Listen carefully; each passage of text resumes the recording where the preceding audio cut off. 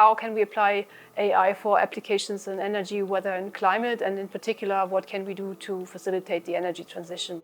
So my name is Meyer and I work at BFH, like Bern University of Applied Sciences, and TU Delft, and I'm a professor and assistant professor at these institutions. So AI has enormous potential in these fields.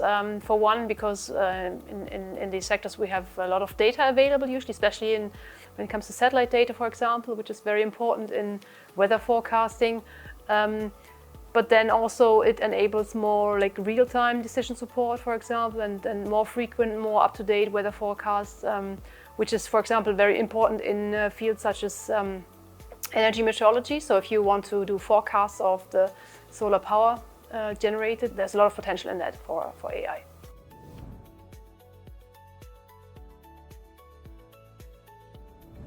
Our research group is working in energy meteorology, so we are kind of, let's say, at the intersection of how can we apply AI for applications in energy, weather and climate, and in particular, what can we do to facilitate the energy transition by making use, for example, of satellite data for decision support of grid operators, for example, and so bringing more real-time information and learning something also about how does weather and climate impact energy generation, for example, or consumption. Things are moving very, very quickly. There has been, in weather forecasting, for example, there has been a revolution basically going on in the last 2 years, and this is not exaggerated.